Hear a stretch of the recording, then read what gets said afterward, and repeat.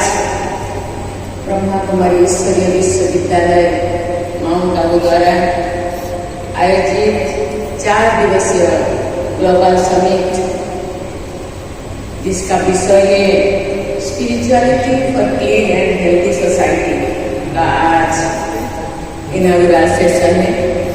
इस सेशन में मंच में विराजमान राजस्थान के राज्यपाल श्री हरिभाऊ बागड़े जी, राज्य की मोहिनी बहन जी और जयंत बहन जी, राज्य की ब्रिजमोहन भाई जी और मृत्युंजय भाई जी, ब्रह्मा कुमारी परिवार के सभी राज्य की भाई और बहनों, देवियों और स्वच्छ स्वस्थ समाज के लिए आध्यात्मिकता विषय पर आयोजित इस ग्लोबल समिट में आप सबके बीच उपस्थित होकर मुझे अत्यंत प्रसन्नता हो रही है। जिस संस्था का लक्ष्य है 100 परिवर्तन से विश्व परिवर्तन, कहा जाता है आत्मा कुशले सर्वसिद्धि। जो आत्मा कुशल हो, स्वच्छ हो, स्वस्थ हो, तो सब कुछ अपने आप सिद्ध हो जाए। उसके द्वारा इस विषय पर ग्लोबल समिट का आयोजन सर्वथा उचित है। काल शाम और आज बुधवार मानसरोवर में बाबा का रूम में मुझे कुछ समय बिताने का सौभाग्य मिला।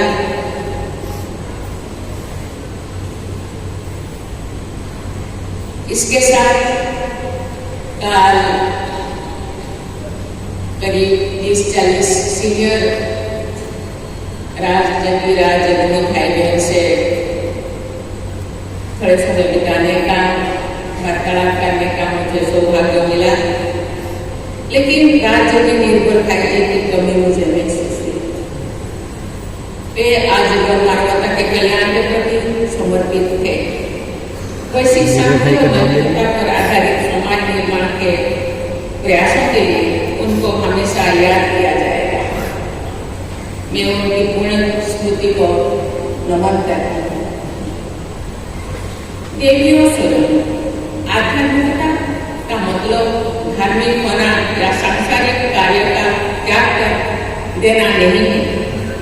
आध्यात्मिकता अर्थ है अपने भीतर की शक्ति को पहचान कर अपने आचरण और विचारों में शुद्धता लाना।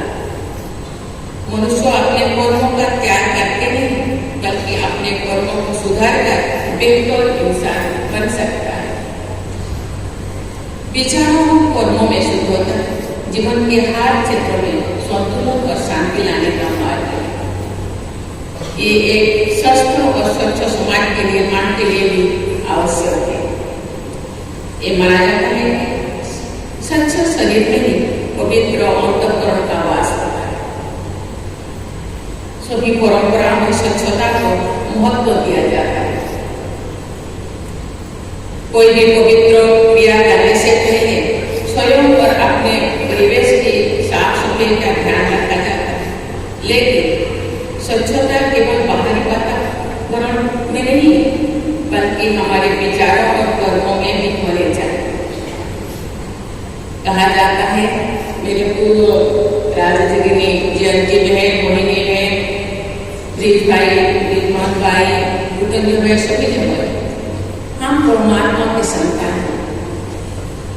परमात्मा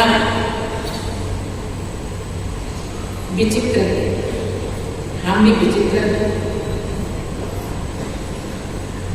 स्वच्छ और शुद्ध स्वरूप है, हम भी स्वच्छ और शुद्ध, लेकिन यहाँ आके हम अपने आप को दाग लगाए। काम, क्रोध, लोभ, मोह, हिंसा, द्वेष, गर्व, अहंकार का टेंटेड हुए। इसीलिए उसको स्वच्छ बनाना। मैं जो बता रही थी आत्मा कुशले सर्वसिद्धि, जो आत्मा शुद्ध हो जाए सब सिद्धि हो जाए। अगर हम मानसिक और आत्मिक रूप से स्वच्छ नहीं है तो बाहरी स्वच्छता निष्फल रहेगी। आध्यात्मिक मूल्यों का तिरस्कार करके केवल भौतिक प्रगति का मार्ग अपनाना अंततः विनाशकारी ही सिद्ध होता है, विनाशकारी ही सिद्ध होता है। सच्च मानसिकता के आधार पर ही समग्र स्वास्थ्य संभव होता है। अच्छे स्वास्थ्य के कई आयाम होते हैं, जैसे शारीरिक, मानसिक, भावनात्मक और सामाजिक स्वास्थ्य। ये सभी आयाम परस्पर जुड़े हुए हैं और हमारे जीवन की गुणवत्ता को प्रभावित करते हैं। भावनात्मक और मानसिक स्वास्थ्य सही सोच पर निर्भर करता है, क्योंकि हमारे विचार शब्दों और व्यवहार को रूप देते हैं। दूसरों के प्रति कोई राय बनाने से पहले हमें अपने अंतर्मुख में झांकना चाहिए। जो हम किसी दूसरों की परिस्थिति में अपने आप को रख कर देखेंगे तो उससे ही राय बन पाएंगे। संत कबीर ने कहा, बुरा जो देखने में चला, बुरा नाम मिलिया जो मन खोजा अपना गुस्सा बुरा ना। हमारे पूर्वजों ने अंतःकरण की शुद्धता के लिए आहार की शुद्धता पर जोर दिया था। छांदोग्य उपनिषद में कहा गया है, आहार शुद्धो स्वच्छ शुद्धि, अर्थात आहार की शुद्धता से अंतःकरण शुद्ध होता है। शुद्ध आहार के लिए शुद्ध अन्न उपजना जरूरी है। शुद्ध अन्न उपजाना मिट्टी, पर्यावरण और स्वास्थ्य के लिए भी लाभदायक है। मुझे ये जानकर प्रसन्न हुई है कि सरकार द्वारा रासायनिक खाद की जगह जीवामृत और प्राकृतिक खाद और बीजामृत जैसे बीज पोषक तत्वों की सहायता से प्राकृतिक खेती को प्रोत्साहित किया जाता है। प्राकृतिक खेती से स्वच्छ अन्न तथा स्वच्छ अन्न से स्वस्थ मौत की कड़ी बनती है। जैसे बीके भाई बहन जो भी खेती को प्रोत्साहित किए हैं और चारों तरफ जो भी खेती करने के लिए वो प्रोत्साहित करते हैं और खुद भी करते हैं। ये शरीर के लिए, मन के लिए बहुत ही उपयोगी है। इसीलिए कहा जाता है, जैसा मन जैसा अन्न ऐसा मन। आप जैसा अन्न खाएंगे ऐसा ही मन बनेगा, शरीर मानसिकता ऐसे ही बनेगा। देवी और भारत सरकार देशवासियों के स्वच्छ और स्वस्थ जीवन के लिए अनेक प्रयास कर रही है। वर्षों में स्वच्छ भारत मिशन के 10 वर्ष पूरी हुई। इस मिशन ने समाज में स्वच्छता के प्रति जागरूकता बढ़ाई। जल जीवन मिशन के अंतर्गत हर घर में स्वच्छ पेयजल उपलब्ध कराने का संकल्प किया गया है और 78% से अधिक ग्रामीण घरों में नल से जल पहुंचाया जाता है। ये बहुत ही महत्वपूर्ण है, क्योंकि स्वच्छ जल केवल शरीर की स्वच्छता बल्कि संपूर्ण स्वास्थ्य के लिए अनिवार्य है। पिछले महीने ही 70 वर्ष से अधिक आयु के सभी नागरिकों को आयुष्मान भारत योजना के अंतर्गत चिकित्सा सुविधा प्रदान करने का निर्णय लिया गया है। सरकार ने इन सभी प्रयासों के उद्देश्य एक स्वच्छ और स्वस्थ समाज का निर्माण करना है। इन प्रकल्पों को सफल बनाने में जन भागीदारी का महत्वपूर्ण स्थान है। प्रमुख कुमारी ऐसे संस्थानों से ये अपेक्षा की जाती है कि आध्यात्मिकता के बल पर लोगों को स्वच्छ और स्वस्थ जीवन जीने के लिए जागरूक करते हैं। आध्यात्मिकता हमारे निजी जीवन को ही नहीं बल्कि समाज और धरती से जुड़े अनेक मुद्दों जैसे सस्टेनेबल डेवलपमेंट, इन्वायरमेंटल कंजर्वेशन और सोशल जस्टिस को भी शक्ति प्रदान करती है। अन्न, जल और वायु की शुद्धता से समग्र जीवन शुद्ध और स्वस्थ हो जाता है। आज विश्व के अनेक हिस्सों में अशांति का वातावरण व्याप्त है।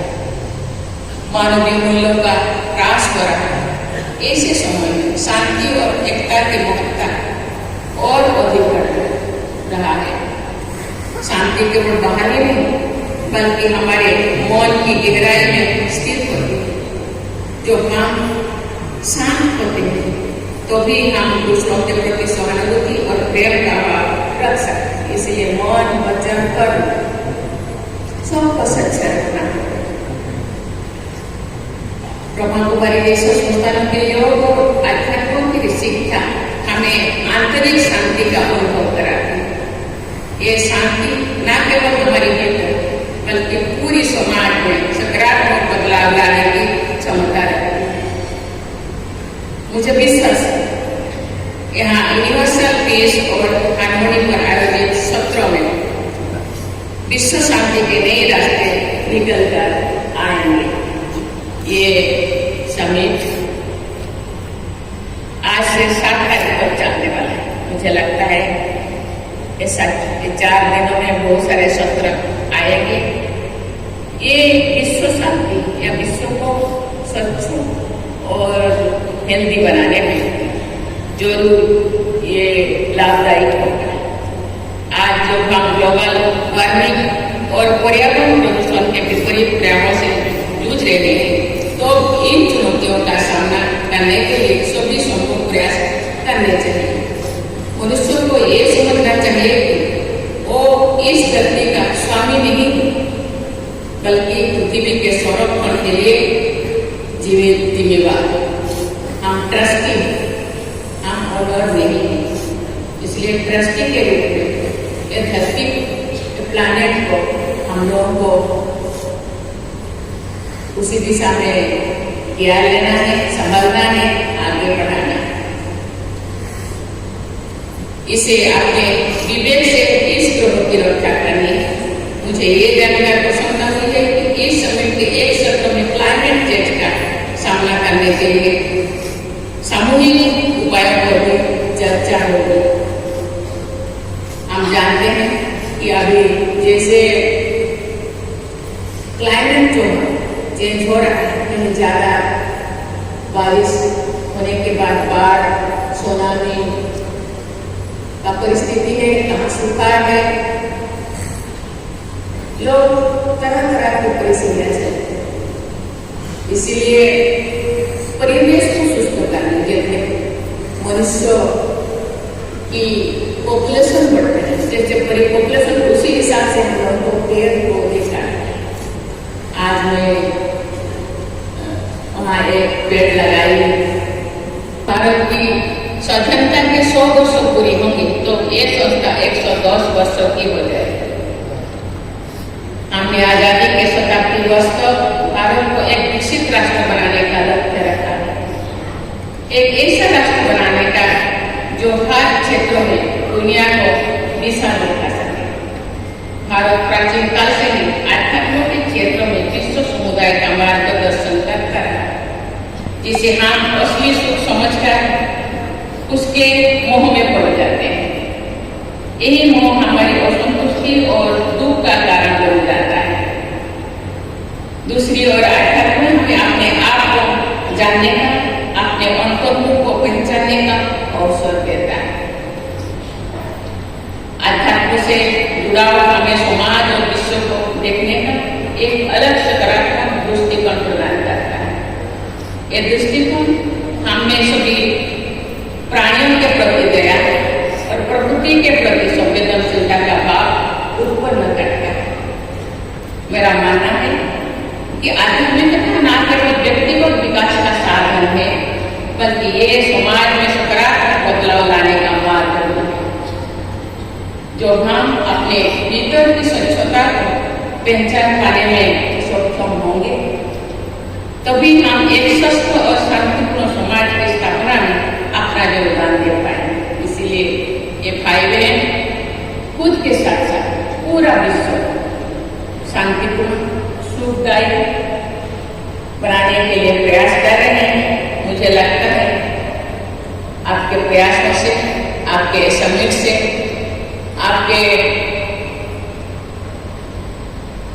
1937 से अभी तक के यात्रा से मुझे लगता है विश्व का परिवर्तन जरूर संभव होगा। कहा जाता है आप प्रयास करने से सब कुछ मिलता है। मुझे विश्वास है इस समिट में भाग लेने आए देश विदेश के प्रतिभागी जो यहाँ से जाएंगे तो ये ना केवल अपने आप में बदलाव महसूस कर रहे होंगे बल्कि समाज में भी बदलाव लाने में स्वयं को सक्षम महसूस करेंगे। आप सक्षम हो, मजबूत हो, मुझे पता है आप चट्टान के तरह, लेकिन दूसरों को भी मजबूत बनाने में आपका आध्यात्मिक शक्ति जरूर विश्व को बदलाने में सक्षम होगा। इसी आशा और भरोसा के साथ मैं अपने वाणी को विराम देती हूँ। मैं आशा करती हूँ ये सभी विश्व को जरूर एक परिवर्तन लाने में सक्षम होगा। इसी के साथ धन्यवाद। जय हिंद, जय भारत, ओम शांति।